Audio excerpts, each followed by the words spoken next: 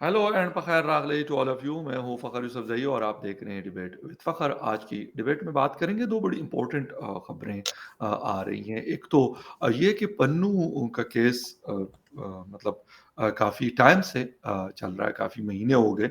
पहले कनाडा का था, फिर उसके बाद यूएस का आया। यूएस के फिर मतलब मैं ये कहूँगा कि शायद बिहाइंड द कर्टन्स बात भी हुई दोनों गवर्नमेंट्स की। लेकिन अब उनका एक डेलीगेशन आ रहा है उसमें प्रोसिक्यूशन के हवाले से कुछ शायद इन्फॉर्मेशन लेने के लिए इंडिया का विजिट कर रहा है। क्या खबरें इस हवाले से और इसकी इम्पोर्टेंस क्या है, इस पे बात करेंगे। और इसके साथ-साथ पाकिस्तान में हम बिजली का रोना रोते हैं कि एक तो बहुत एक्सपेंसिव है, बहुत ज़्यादा महँगी बिजली है और सेकंडली फिर हमें बहुत ज़्यादा शॉर्टेज का सामना भी करना पड़ता है। लेकिन इंडिया इसी दौरान तकरीबन 14,000 मेगावाट जो न्यूक्लियर उनकी कैपेसिटी है, उसमें मज़ीद इज़ाफ़ा कर रहे हैं। क्या है ये खबर? इस हवाले से भी आज बात करेंगे और बात करने के लिए हमें जॉइन कर रहे हैं हमारे बड़े अच्छे दोस्त, हमारे भाई and analyst from India, doctor Abhishek Mishra साहब। डॉक्टर साहब, thank you very much for joining my show. Thank you Fakhar भाई। आपको और आपके सभी दर्शकों को बख़ैर रागलाई। Thanks for inviting me. Always a pleasure to be on your show. As you बहुत said, we शुक्रिया। are like a family to be together. Thank you, thank you, बहुत शुक्रिया डॉक्टर साहब, थैंक यू। अच्छा डॉक्टर साहब, एक तो पन्नू के हवाले से बीच में से खबरें बिल्कुल गायब हो गई थी मीडिया से, लेकिन अब कहा जा रहा है कि बल्कि कहा क्या जा रहा है, खबर आ रही है कि नेक्स्ट वीक से एक डेलीगेशन अमेरिकन का आ रहा है होमलैंड सिक्योरिटी का और उनकी बात हो रही है। इंडियन जो अथॉरिटीज़ हैं उन्होंने काफ़ी सारी प्रेजेंटेशंस तैयार की हैं। लाज़िमी सी बात है वो इसी सिलसिले में आ रहे हैं। लेकिन आपको क्या लग रहा है कि मतलब चीज़ें बेहतर हुई हैं? लाज़िमी बात है कि डेलीगेशंस आते हैं, पहले बयानबाज़ी बहुत हम देखते थे, कनाडा के मामले में हमने बहुत एक एक्सट्रीम लेवल देखा जब वो वहाँ पे एक खालिस्तान मूवमेंट के एक आदमी का मर्डर हुआ, तो उस वहाँ पे ज़्यादा देखा। लेकिन यहाँ पे चीज़ें ऐसा लगा कि दोनों ने बड़ा समझदारी का और बड़ा सब्र और तहम्मुल का मुज़ाहिरा किया है, न्यू दिल्ली ने भी और वाशिंगटन ने। जी, देखिए ये जो डेलीगेशन आ रहा है यूएस से, इसको हेड कर रही हैं जो डेप्यूटी सेक्रेटरी होमलैंड हैं, क्रिस्टी कैनगैलो। वो आ रही हैं और उनकी जो मीटिंग होगी वो officials of union home ministry से होगी। ये पन्नू के संदर्भ में नहीं है, it has nothing to do with the Pannu, but ये मीटिंग बेसिकली आ रही है। इसका जो आप समझ लीजिए पर्पज है, वो पर्पज है कि इंडिया की सेंसिटिविटीज को अमेरिका समझे। तो they are coming to discuss the issue of Khalistan, issue of drug peddling in India, issue of terrorism in India, और इसका जो इस तरीके के लोग जो असाइलम या इमिग्रेशन ले लेते हैं यूएस में, तो US would also not like to give asylum to criminals and bandits. ठीक है ना? आप की असाइलम पॉलिसी जेन्युइन बंदे के लिए होनी चाहिए। फ्रॉडस्टर्स और जो इस तरीके के टेररिस्ट हैं जो दूसरी कंट्रीज का सॉइल यूज कर रहे हैं अपने नेफेरियस एक्टिविटीज को ले जाने के लिए, और दूसरी कंट्रीज जो स्पेशली आपकी अलाइड कंट्री है या आपकी फ्रेंडली कंट्रीज है, तो आप ऐसे लोगों को यदि आप देते रहेंगे, Pannu is one case, it's not specific to Pannu, उन्होंने अपने प्रेस रिलीज में कह दिया है। बट ये कि समझना तो पड़ेगा ना कि खालिस्तान पर्पज है कि आप इसको सिर्फ freedom of speech and expression का नाम देकर के ऐसे अंडर द, जैसे कह लीजिए, कारपेट आप नहीं श्रग ऑफ कर सकते। तो it's a very good thing जो मिनिस्ट्री का अब मैंने वो देखा, उसमें यह कि इंडियन जो साइड है उसने प्रेजेंट किया है, they have prepared range of documents, dossiers, जिसमें है कि आप जो क्रिमिनल को असाइलम दे रहे हो कहाँ तक वो सही है, प्रो खालिस्तानी एलिमेंट जो है वो क्या किस तरीके की टेररिस्ट एक्टिविटी जो इंडिया में कैरी आउट करते हैं। उसके बाद जो अभी कुछ दिन पहले सैन फ्रांसिस्को में हमारे एक काउंसुलेट के ऊपर हमला किया गया था, तो इंडिया इज ऑल्सो डिमांडिंग कि ये जो खालिस्तानियों ने हमला किया था उनको आप पकड़ो। उसके बाद नॉट ओनली दैट, एक्स्ट्राडिशन जो है कि कई जो the one of the major demand for extradition is Pakistan origin Canadian businessman जो तहव्वुर राना है, उसको मांगा गया है कि भाई since he was connected to ये 26/11 जो हमारे देश में हुआ था, he was involved, he was one of the linchpins, तो उसको भी आप एक्स्ट्राडाइट करें। उस तरीके से और भी जो टेरर फ्यूजिटिव्स हैं या दूसरे जो फाइनेंशियल मैकेनिज्म के थ्रू इंडिया में टेरर हो रहा है, ये सब का एक पूरा प्रेजेंटेशन दिया जाएगा, so that they can be aware of the sensitivities कि जब आप दे रहे हो समझोगे ही नहीं मैटर को, बिना आप मैटर को समझे अगर आप सारी दुनिया में समझोगे कि उनको तो पॉलिटिकल सिस्टम नहीं चलाने आता, वो हाई हैंडेड डेट्स कर रहे हैं, ये वाकई में पॉलिटिकल रिफ्यूजीज हैं, तो फिर इस तरीके के मिसकंसेप्शन होते रहेंगे। तो I think it's a welcoming step that both the countries have decided to understand each other sensitivity, और उसके लिए वो एक दूसरे के साथ बैठ रहे हैं, बात कर रहे हैं, ताकि लॉ इन्फोर्समेंट और डिफरेंट जो लॉ इन्फोर्समेंट एजेंसीज हैं, इंक्लूडिंग पुलिस या कस्टम्स या बॉर्डर सिक्योरिटी, होमलैंड जो भी सिक्योरिटी है अमेरिका की, they would be informed of India's concern. So it's a welcoming step, I would say. अच्छा डॉक्टर साहब, आपने खालिस्तान मूवमेंट की बात की। हम देखते हैं हमारे बलूचिस्तान के काफ़ी सारे लोग हैं स्विट्ज़रलैंड में, लंदन में, उनका भी खैर पाकिस्तान का अपना एक उनके हवाले से स्टांस है कि वहाँ पे वो लोग रहते हैं और मुजाहरे भी उन्होंने किए। इसी तरीके से खालिस्तान के लोग, तो क्या इज़ इट पॉसिबल कि वेस्टर्न वर्ल्ड, क्योंकि वो कहते हैं हमें, तो वो यही कहते हैं ना आपको या हमें, बल्कि हम हमारे जो ईस्टर्न वर्ल्ड के लोग हैं कि भाई ये फ्रीडम ऑफ स्पीच है तो हम इनको नहीं कुछ कहेंगे। ये क्या अब वाकई आपको लगता है कि उनके ऊपर इतना प्रेशर है इंडिया का कि वो इस बात पे मजबूर हुए कि वो इस इशू के ऊपर बात कर रहे हैं, या पहले भी करते आ रहे हैं? बिल्कुल प्रेशर है भाई। मुझे याद है गुलशन कुमार के हत्या के केस में एक जो डिडेड क्रिमिनल था, ही सिंपली लेफ्ट फॉर यूके, और यूके की कोर्ट ने डिसाइड किया कि हम इनको एक्स्ट्राडाइट इसलिए नहीं कर सकते कि वो XYZ कम्युनिटी से है और इंडिया की जो रूल ऑफ लॉ है या जो इंडिया की जुडिशरी है वो बायस है।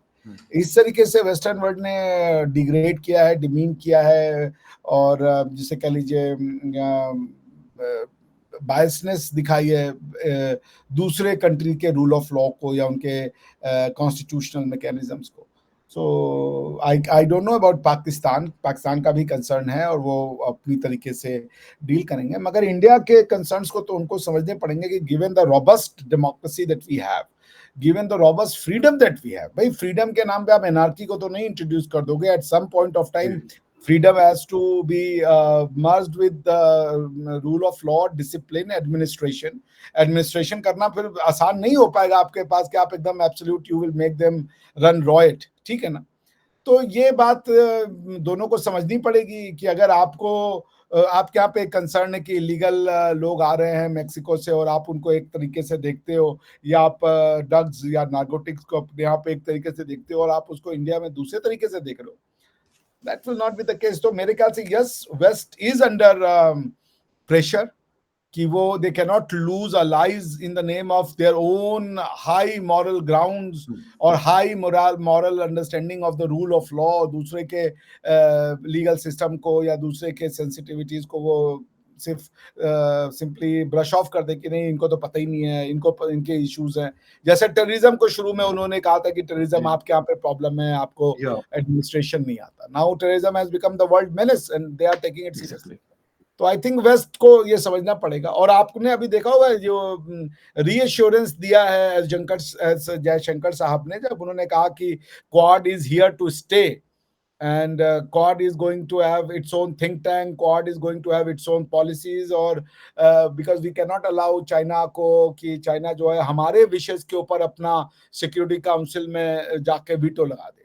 तो Quad is here to stay and that must have sounded like a good music to the western countries, but again आपको रेसिप्रोकेट तो करना पड़ेगा ना भाई। दुनिया रेसिप्रोकेसी में हम क्वाड भी ले आए, हम सब भी ले आए, और आप कह रहे हो कि पतवंत साहब जो है, गुरपतवंत सिंह पन्नू, वो जो है वो फ्रीडम ऑफ स्पीच का बड़ा चैंपियन है। That can be done. अच्छा, आपने डॉक्टर जयशंकर साहब की बात की है, वो ये अक्सर हमने यू टू यू में भी देखा और उसके अलावा मुख्तलिफ फोरम्स के ऊपर हम उनकी ये बात सुनते हैं, और बड़ा मतलब बाज़ औक़ात वो अल्फाज तो मतलब जिसे कहते हैं बड़े स्माइली फेस के साथ वो लेके आ रहे थे, लेकिन बड़े हार्श किस्म के होते हैं, सख्त अल्फाज का इस्तेमाल करते हैं। और वो फेस एक्सप्रेशंस उनके, तो ये उनका जो लास्ट 2-3 सालों में हम देख रहे हैं यूरोप में, यूके में, अमेरिका में या बाकी कंट्रीज में वो जाते हैं और वो बाकायदा वहां पे एक मतलब खुल के बात कर रहे होते हैं, तो उसका भी एक इम्पैक्ट है ये। जी, बिल्कुल, जिसे कहते हैं ना अनअबैशड, तो India have started becoming unabashedly Indian, कि भाई वी आर इंडियन। आप हमको हमारी नजर से देखो, इनफ ऑफ दिस नॉनसेंस की आप हमको अपनी नजर से देखो, अपने समझ तरीके से देखो ना। तो बर्ड आई व्यू से आप दुनिया को नहीं समझ सकते हो जब तक आप खुद भी खुद उस सिस्टम का पार्ट ना हो। तो जयशंकर साहब इज अ फ्रेश, जिसे कह लीजिए ब्रीज फॉर इंडियंस, कि वो इंडियन बात को इंडियन कंसर्न के साथ दुनिया के सामने रखते हैं और बिना किसी लाग लपेट के लगते हैं। तो इंडिया की ना पिछले 70 साल की एक टेंडेंसी थी, या हम सब के इंडियंस के ये जीन्स में आ गया था, somehow to placate, to appease, ना खुश करके रखो, बुरा मत बोलो, ऐसा मत बोलो कि ओके, बुरा नहीं, सच भी मत बोलो, अगर किसी को बुरा लग रहा है तो अवॉइड करो। We have okay, been made to behave like that, क्या ये मत बोल दो। अब जैसे मैं आपको बताऊं, एक पिक्चर हमारे यहाँ थी, वो कॉलोनियलिज्म पे बनी है, जिसमें ब्रिटिशर्स को बड़ा बुरा दिखाया गया। तो ठीक है, हमारे यहाँ के लोगों ने उसको इसलिए नहीं भेजा ऑस्कर में, किससे हमारा रिलेशनशिप खराब हो जाएगा। अरे भाई, जो सच है वो तो दिखाएंगे ना, तुमको रिलेशनशिप इससे कैसे खराब हो जाएगा? तुम अपने सच के ऊपर जो है तुम वो चादर डाल दोगे कि सच मत दिखाओ। This is what Indian mindset was, कि आप ऑस्कर में मूवी इसलिए नहीं भेजे हो कि they had shown Britishers in the poor light, और बाद में आरआरआर जो मूवी है जिसको ऑस्कर में प्राइज मिला, वो थी ही कॉलोनियलिज्म के ऊपर। सो जब आप अपनी स्टोरी को कहने का गट्स रखेंगे, दुनिया अप्रिशिएट करेगी, provided you have a genuine story to tell. अगर आप मैन्युफैक्चर्ड और जिसे कह लीजिए स्क्यूड स्टोरी करेंगे, दुनिया will not listen to it. तो India has a story to tell, India had been there for ages, और हमें अपनी जो है समझ लीजिए कि यूटिलिटी, या हमें अब हमारी जो पॉलिसीज है या हमारा थॉट प्रोसेस है, वो दुनिया को समझाने के लिए बहुत ज्यादा जरूरत नहीं है। We have proved it over a period of time. Indians have gone to different places in the world. सबने बहुत अच्छा किया है, उस सोसाइटी में घुल मिल के रहे हैं वो, दैट शोज कि हमारी वैल्यूज क्या है। तो इसलिए ये एक तरीके का कॉन्फिडेंट इंडिया है जो एस जयशंकर साहब के फॉर्म में दिखता है। मगर क्रेडिट जाना होगा प्राइम मिनिस्टर मोदी को, बिकॉज के या एस जयशंकर साहब तो एग्जैक्टली, आईएफएस होकर रिटायर्ड होकर के कहीं प्राइवेट कंपनी में काम कर रहे थे, और बिल्कुल, मोदी साहब चाहते तो किसी को भी वो मिनिस्टर ऑफ एक्सटर्नल अफेयर बना सकते यू आर थे। राइट, मगर बिल्कुल उनकी ठीक है, पारखी नजर देखिए, उन्होंने कहा भाई अजय शंकर साहब आप वापस आइए और चलिए ये काम कीजिए। उनको राज्यसभा में भेजा और उसके बाद उनसे ये काम करवाया। तो this, I mean, the man who is Modi is a phenomena, that happens. और ये मैं नहीं कह रहा, मुझे याद है इंडिया टुडे के कनक्लेव में आज से 6-7 साल पहले वो आए थे, जो बोरिस जॉनसन साहब, उन्होंने कहा था कि this man is a political phenomena, Modi, और that what the world has seen. Modi is not just for the India, he is a political phenomena for world. दुनिया उनको सुनती है बाबा अब तो। बिल्कुल, बिल्कुल, बिल्कुल, बिल्कुल। अच्छा, डॉक्टर साहब, ये बात बिल्कुल आपने दुरुस्त कही कि अब दुनिया सुनती है और बहुत गौर से सुनती है। ऐसा नहीं है कि वो हम कहते हैं ना कि कान से सुना और दूसरे से निकाल दिया, नहीं, ऐसा नहीं होता। सुनते भी हैं, समझते भी हैं और फिर वो करते भी हैं जो वो कहते हैं। ये बहुत बड़ा एक मैं कहूँगा कि एक बहुत बड़ी चीज़ है, बहुत बड़ी अचीवमेंट है। अच्छा, बात हो रही है क्योंकि पाकिस्तान में तकरीबन थ्रू आउट ए ईयर अगर आप यहाँ पे रहें तो आपको मेन सिटीज की मैं खैर नहीं बात करता, इस्लामाबाद में गर्मियों में भी as सच कोई मतलब पावर शॉर्टेज नहीं होता, लेकिन कभी कभार वो भी हो जाता है जब कमी हो जाती है, लेकिन बाकी सिटीज बहुत ज्यादा मुतासर रहते हैं। अभी खबर पढ़ रहा था, आपके साथ शेयर भी की कि तकरीबन 13,800 मेगावाट जो है न्यूक्लियर के नई मतलब कैपेसिटी इंस्टॉल की जा रही है और उसकी अभी खैर इनॉग्रेशन होनी है। जल्दी ये इलेक्ट्रिसिटी जो है चीप इलेक्ट्रिसिटी इंडियन नेशन को मिलना शुरू होगी। सर क्या मतलब ऐसी क्या चीज मोदी साहब क्योंकि लीडर हैं और एक अच्छे लीडर हैं इंडिया के, वो ये चीजें कर रहे हैं, क्या ऐसी चीज है कि वो कहते हैं नहीं वो अच्छा हाईवेज भी बनानी है, डिफेंस को भी स्ट्रॉन्ग करना है, इंडस्ट्रियल बेस को भी बिचाना है, साथ में इस तरह की चीजें भी करनी, सिर्फ ये नहीं कि एक टाइप ऑफ इलेक्ट्रिसिटी प्रोड्यूस कर रहा है कोल से भी बहुत सारे, लेकिन इसके ऊपर भी फोकस उनका होता है कि साथ साथ इसको भी बढ़ाना। देखिए, जब आपको गवर्नेंस का मतलब पता हो ना कि व्हाट इज गवर्नेंस, यस, या तो you know what to do. जब आपको पता ही नहीं है व्हाट इज गवर्नेंस या पावर मिला है तो उस पावर का जो मैनिफेस्टेशन है वो कैसे होगा, तो you get involve into matters जो आपके लिए है नहीं। The good thing about prime minister Modi ना कि उनको पता है कि गवर्नेंस क्या है और गवर्नेंस में उनको क्या डिलीवरेबल्स करने हैं, वो किस पॉलिटिकल प्लैंक पे आए हैं, he knows it very well. Prime minister Modi का पॉलिटिकल प्लैंक जो है, मुझे जो समझ में आता है, दो है। कल्चरल रिवाइवल ऑफ इंडिया, ये उनका पहला प्लैंक है। जो एक समाज भारत का, जो यहाँ का एबोरिजिन समाज है, इंडिजीनियस समाज है, उसने जो 700 साल तक झेला और उसको लोगों ने अपनी स्टोरी बताने नहीं दी, उसका रिवाइवल करना था मोदी जी को। वो पहला मैंडेट उनको इसी नाम पे मिला, for cultural reviving the India. उसमें दूसरा जो मैंडेट था, जो मोदी जी ने इस मैंडेट को प्रेजेंट किया अपने आप को, कि मैं कल्चरल रिवाइवलिज्म को लाऊंगा through infrastructural and economic development of India. तो ये जो ट्विन मैंडेट है, ये दोनों पे प्राइम मिनिस्टर मोदी ने 100 आउट ऑफ 100 स्कोर किए हैं। अभी मैं देख रहा था गवर्नमेंट का रिपोर्ट कि पिछले 9 सालों में power sector was, before 9 years power sector India में कहा जाता था वी आर पावर डेफिशिएंट। तो हमारे यहाँ क्या या होता था, लोड शेडिंग टू हमारे टू यहाँ भी हो रहा होता है, टिका के। हमारे यहाँ भी होता था, लोड शेडिंग वाज अच्छा, ऑर्डर ऑफ द डे। खूब होता था लोड सही, शेडिंग।